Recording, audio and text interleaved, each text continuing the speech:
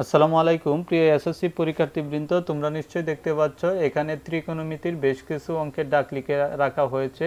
এইগুলো বিভিন্ন বোর্ড পরীক্ষায় এসেছিল। এই অঙ্কগুলো সমাধান তুমি কিভাবে এই MS 100 ক্যালকুলেটর সাহায্যে করে নিতে পারো, তাই আজকের এই ভিডিওতে দেখানোর চেষ্টা করব। যদি তুমি আমার এই চ্যানেলে নতুন হয়ে থাকো তাহলে অবশ্যই চ্যানেলটি সাবস্ক্রাইব করবে, আর যদি চ্যানেলটি সাবস্ক্রাইব করা থাকে তোমার, তাহলে অবশ্যই লাইক, কমেন্ট এবং শেয়ার করবে।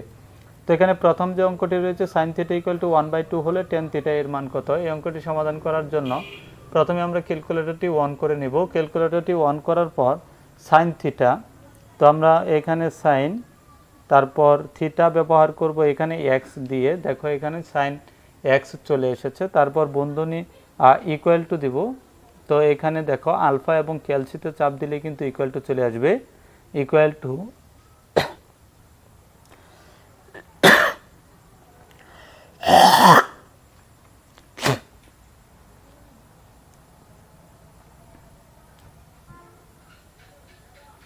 তারপর বন্ধনী দিয়ে 1/2, আবার বন্ধনী দিয়ে শিফট এবং ক্যালসিতে দুইবার করে প্রেস করবে। একটু অপেক্ষা করতে হবে মানটি পাওয়ার জন্য। দেখো এখানে x = আমরা 30 ডিগ্রি পেয়েছি।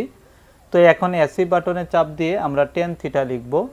তো tan θ, tan, তারপর এখানে যেহেতু আমরা x লিখেছিলাম এখানে x লিখব। দেখো এখানে tan x লেখা হয়েছে, তারপর সমান চিহ্নে প্রেস করব। সমান চিহ্নে প্রেস করার পর এখানে তুমি দেখতে পাচ্ছ যে 0.57735 এমন একটি মান চলে আসবে। এই মানটিকে আমরা স্কোয়ার করে দিব।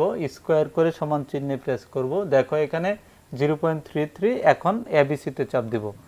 তো এখানে দেখো যে 1/3 এসেছে। যেহেতু এটা বর্গ করে 1/3 এসেছে, তার মানে এটির মান হলো 1/√3। তো এখানে দেখো যে এই উত্তর কিন্তু দেওয়া আছে 1/√3। এটি কিন্তু বোর্ড প্রশ্ন। তো বোর্ড প্রশ্নের বাইরে কোনো অঙ্ক আমি করি না সচরাচর। তো এখানে প্রত্যেকটি বোর্ড প্রশ্নে এসেছিল বা গুরুত্বপূর্ণ অঙ্কগুলোই কিন্তু এখানে দেখাচ্ছি। অবশ্যই যদি ভালো লাগে তাহলে আমার পরিশ্রমের জন্য তুমি অবশ্যই ভিডিওটিতে লাইক এবং কমেন্ট করবে, আর নতুন হয়ে থাকলে অবশ্যই সাবস্ক্রাইব করে নেবে। আমরা ক্যালকুলেটরটি রিসেট করে নেব। রিসেট করার জন্য শিফট এবং মোডে প্রেস করে, আর তোমরা দেখতে পাচ্ছ এখানে ওয়ালের জন্য 3 চলে এসেছে। 3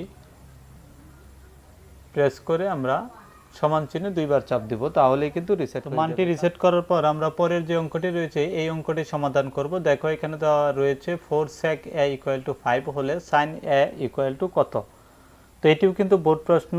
আমরা 4 sec a, যদি আমরা sec, আমরা বাম পাশে যেহেতু এই 4 রয়েছে, আমরা ডান পাশে পাঠিয়ে দিলে sec a = 5/4 হয়ে যাবে। আর এখানে sec = কিন্তু sec এই ক্যালকুলেটরে কিন্তু দেওয়া নেই, এখানে tan cos sin দেওয়া রয়েছে। তো sec এর বিপরীত হলো 1/cos, sec = হলো 1/cos। তো আমরা এইখানে লিখে দিব, প্রথমে বন্ধনী ব্যবহার করব, তারপর 1/cos লিখব।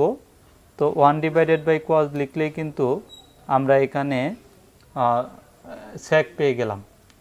তো এখানে কিন্তু আমরা শুধুমাত্র sec লিখলাম, 1/cos লিখেই কিন্তু sec লিখে দিলাম। তো তারপর ইকুয়াল টু ব্যবহার করব। ইকুয়াল টু দেওয়ার পর আলফা এবং ক্যালসিতে দিয়ে, তারপর বন্ধনী দিয়ে আমরা এই 5/4, 5/4, তারপর আবার বন্ধনী দিয়ে দিলাম। তো এখানে দেখো তোমরা, আমরা প্রথমে লিখেছি যে বন্ধনী 1/cos x লিখেছি, তারপর ইকুয়াল টু দিয়ে বন্ধনী দিয়ে 5/4 লিখেছি, তারপর শিফট এবং ক্যালসিতে দুইবার প্রেস করে একটু অপেক্ষা করতে হবে। আমরা অপেক্ষা করছি। তো অবশ্যই তোমাকে বলবো ভিডিওটি শুরু থেকে শেষ পর্যন্ত দেখবে, তাহলে কিন্তু বুঝতে পারবে। দেখো এখানে মান চলে এসেছে। এখন আমরা সাইন লিখব। তো সাইন, তারপর x লিখে সমান চিহ্নে প্রেস করব। তো এখানে দেখো যে -0.6 এসেছে। এখানে এবিসিতে প্রেস করো। দুঃখিত, আমরা কোথায় প্রেস করলাম? তো এবিসিতে প্রেস করব আমরা। তো দেখো এবিসিতে প্রেস করব। দেখো এবিসিতে প্রেস করলে 3/5 বা 5/3 দেখো চলে এসেছে। কিন্তু এখানে কি কারণে ক্যালকুলেটরে মাইনাস এসেছে সেটি এখন বলতে পারছি না। আর এই মানটি আমরা বিপরীত বা অন্যভাবেও আমরা সমাধান করতে পারবো, সেটি আমরা দেখি। যে মাইনাস চিহ্নযুক্ত তো আসার প্রশ্নই আসে না। যেহেতু 4 sec a ইকুয়াল টু, যেহেতু sec ইকুয়াল টু কি, sec হলো কজের বিপরীত, আর কজ সমান কি, কজ সমান হলো কজ ইকুয়াল টু হলো, আমরা জানি যে কজ ইকুয়াল টু হলো ভূমি বাই অতিভুজ। তো ভূমি বাই অতিভুজ যদি কজ হয় তাহলে sec হলো অতিভুজ বাই ভূমি, তো sec হলো অতিভুজ বাই ভূমি। এখানে কিন্তু অতিভুজ বাই ভূমি চলে এসেছে। আর এখানে যেহেতু অতিভুজ এবং ভূমি দেওয়া রয়েছে, আমরা জানি যে এই যে অতিভুজ রয়েছে, অতিভুজের বর্গ, অর্থাৎ অতিভুজের বর্গ করলে যে মানটি আমরা পাবো, আর অপর দুইটি বাহুর বর্গের সমষ্টি কিন্তু সেই মানের সমান হবে। তো এখানে তুমি দেখো যে আমরা যেহেতু 3 পেয়েছি, 3 এর বর্গ আর 4 এর বর্গ, 4 4 16, আর 3 এর বর্গ 3 3 9, তো 16 আর 9 যোগ করলে কিন্তু 25 এর সমান হবে, যা 5 এর বর্গের সমান, যেহেতু 5 একটি অতিভুজ।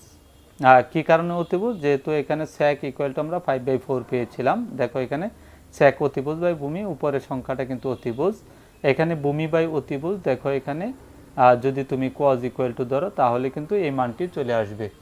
আর তাছাড়াও তুমি বিকল্পভাবেও কিন্তু এটি নির্ণয় করতে পারো। আমরা পরের অঙ্কের সমাধানে চলে যাচ্ছি। তারপরে 4 নং অঙ্কের সমাধানটি দেখাবো, যেখানে দেওয়া আছে 1 - sin square 45 degree by 1 + sin square 45 degree. তো এটির উত্তর কিন্তু এই পাশে দেওয়া আছে। তো আমরা অঙ্কটি সমাধান করার জন্য প্রথমেই আমরা দুইটি বন্ধনী ব্যবহার করব। দুইটি বন্ধনী ব্যবহার করার পর এখানে 1 - sin স্কোয়ার 45 ডিগ্রি লিখব। তাহলে 1 মাইনাস, আবারও বন্ধনী ব্যবহার করব, সাইন স্কোয়ার 45 ডিগ্রি। তো সাইন 45 কিন্তু আগে লিখতে হবে, 45, তারপর আবারও বন্ধনী দিয়ে স্কোয়ার দিতে হবে, স্কোয়ার, তারপর আবারও বন্ধনী। দেখো এখানে আমরা কিন্তু প্রথম যে অংশটুকু রয়েছে এই অংশটুকু 1 - সাইন 45, তারপর বন্ধনী দিয়ে স্কোয়ার ব্যবহার করেছি। তারপর যেহেতু এটি ভগ্নাংশ, তাহলে আমরা ভাগ চিহ্ন ব্যবহার করে আবারও দুইটি বন্ধনী ব্যবহার করব। দুইটি বন্ধনী ব্যবহার করে 1 + sin স্কোয়ার 45 ডিগ্রি লিখব।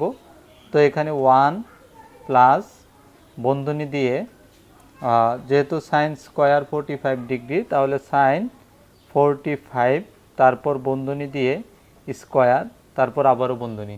তো একই পদ্ধতিতে কিন্তু লিখেছি। অবশ্যই তোমরা ভিডিওটি শুরু থেকে শেষ পর্যন্ত মনোযোগ সহকারে দেখবে, তা না হলে কিন্তু বুঝবে না।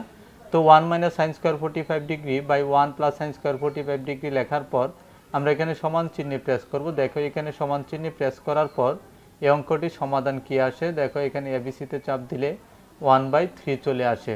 তো এই অঙ্কটির সমাধান কিন্তু দেখো কিভাবে অতি সহজেই করে ফেলা হয়েছে। তার পরবর্তীতে আমরা পরের যে অঙ্কটি রয়েছে এই অঙ্কটি সমাধান করব। তো ক্যালকুলেটরে আমরা 1 বাটনে প্রেস করার পর আমরা cos 0 degree by sin 90 degree, তো এখানে cos 0 degree cos 0 degree divided by sin 90 degree sin 90 degree, তারপর ইকুয়াল টু প্রেস করে দেখো এখানে কিন্তু চলে এসেছে 1, যার আনসারটি 1 এখানে কিন্তু ডান পাশে দেওয়া রয়েছে। আর তারপর 6 নং যে অঙ্কটি রয়েছে এই অঙ্কটি করব sin 45 degree by sec 45 degree. তো ঠিক একইভাবে আমরা সাইন, দেখো এখানে ক্যালকুলেটরে কিন্তু sec দেওয়া নেই, যেহেতু এখানে sec রয়েছে কিন্তু ক্যালকুলেটরে sec দেওয়া নেই। sec আমরা যদি বিপরীত চিন্তা করি তাহলে দেখব যে sec ইকুয়াল টু হলো 1/cos, sec ইকুয়াল টু হলো 1/cos, তার মানে 1/cos হলো sec এর সমান। তো তার মানে এখানে 1/cos যদি হয় তাহলে আমরা লিখব sin 45 ডিগ্রি। তো দেখো sin 45 ডিগ্রি, তারপর ডিভাইডেড বাই বন্ধনী দিয়ে আমরা যেহেতু 1/cos, তাহলে sec ইকুয়াল টু 1/cos, তাহলে আমরা লিখতে পারি 1 ডিভাইডেড বাই, বন্ধনী দুইবার ব্যবহার করতে হবে। তো এখানে আরেকটি বন্ধনী ব্যবহার করে 1 ডিভাইডেড বাই cos, যেহেতু এখানে 45 আছে 45, তারপর আবারও দুইবার বন্ধনী দিয়ে, তো সমান চিহ্নে প্রেস করলে দেখো এখানে কি আসে 0.5 চলে এসেছে। আর 0.5কে আমরা যদি এবিসিতে প্রেস করি তাহলে দেখব 1/2। আমি আবারও বলছি, যেহেতু এই ক্যালকুলেটরে sec লেখার কোনো অপশন নেই, তাহলে আমরা এই sec এর পরিবর্তে 1/cos ব্যবহার করব, কারণ sec ইকুয়াল টু হলো 1/cos। তো পরবর্তী যে অঙ্কটি রয়েছে এই অঙ্কটি সমাধান করি। দেখি এখানে sin theta equal to cos theta হলে থিটা এর মান কত। তো আমরা এসি এই 1 বাটনে প্রেস করার পর sin থিটা, তো sin আমরা x দিয়ে লিখে দিলাম ইকুয়াল টু তারপর cos x।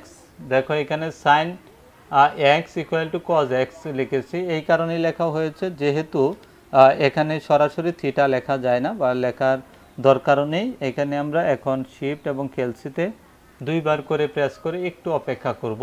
দেখো এখানে চলে এসেছে যে 45 ডিগ্রি, তার মানে sin theta equal to cos theta হলো থিটা এর মান চলে এসেছে যে 45 ডিগ্রি। তো এখানে তোমরা নিশ্চয়ই দেখতে পাচ্ছ যে এখানে একটি অঙ্কের সমাধানে একটু জটিলতা সৃষ্টি হয়েছিল, সেটি হলো যে এ ইকুয়াল টু এত হলে এই মানটি কিন্তু এখানে যেহেতু ক্যালকুলেটরে এখন সম্ভব হচ্ছে না, পরবর্তী ভিডিওগুলোতে তা দেখানোর চেষ্টা করব।